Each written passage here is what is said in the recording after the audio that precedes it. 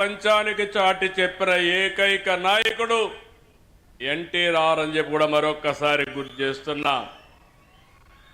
దేశంలో మొట్టమొదటిసారిగా భాషా ప్రయుక్త రాష్ట్రాలు రావాలని, తెలుగు మాట్లాడే వారికి ఒక రాష్ట్రం ఉండాలని పోరాడిన వ్యక్తి, ప్రాణత్యాగం చేసి మనకు తెలుగు భాషకు ఒక రాష్ట్రాన్ని ఏర్పాటు చేసిన మహనీయుడు పొట్టి శ్రీరాముల్ని మరవలేమని మరొక్కసారి మీ అందరికీ విజ్ఞప్తి చేస్తున్నా.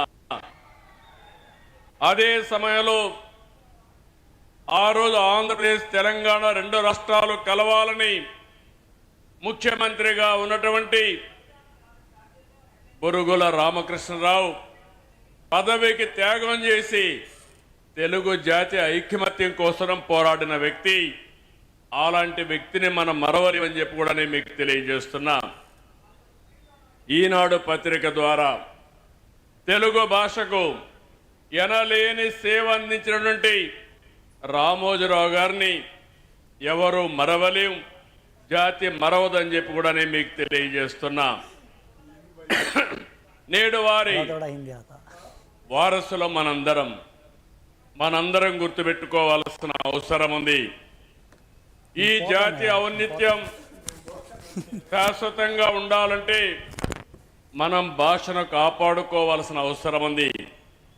ఇంకో పక్క ఈ దేశం యొక్క దశ దిశ మార్చిన వ్యక్తి, ఆర్థిక సంస్కరణలు తీసుకొచ్చిన వ్యక్తి పివి నరసింహారావు గారు కూడా ఈ తెలుగు గడ్డ మీద పుట్టడం మన అదృష్టం అని చెప్పి మీ అందరికీ విజ్ఞప్తి చేస్తున్నారు.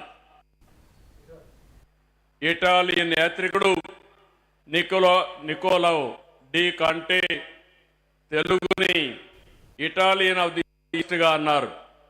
తమిళ కవి సుబ్రహ్మణ్య భారతి సుందర తెలుంగై అని కీర్తించారు. మన ప్రాస, యాస, మన సందులు, సమాసాలు, మన సామెతలు, పొడుపు కథలు అన్ని కూడా మనకే ప్రత్యేకం. అందుకే శ్రీకృష్ణదేవరాయలు ఆ రోజు చెప్పారు, దేశ భాషలందు తెలుగు లెస్స. ఇవన్నీ కూడా మన వారసత్వం. ఇంతటి ఘన చరిత్ర కలిగిన మన మాతృభాషను ప్రతి ఒక్కరూ పరిరక్షించుకోవాల్సిన అవసరం ఉంది. తమిళనాడు, కర్ణాటక, ఒరిస్సా, బెంగాల్లో కూడా తెలుగు చదివేవారు ఎక్కువ మంది ఉన్నారు. దేశంలో జాతీయ భావన పెరగాలి. ఒకరి భాషను మరొకరు గౌరవించుకోవాలి. ఇది దేశ ప్రజల మధ్య ఐక్యత తెస్తుంది. ఏ భాష తక్కువ కాదు, ఎక్కువ కాదు. మాతృభాష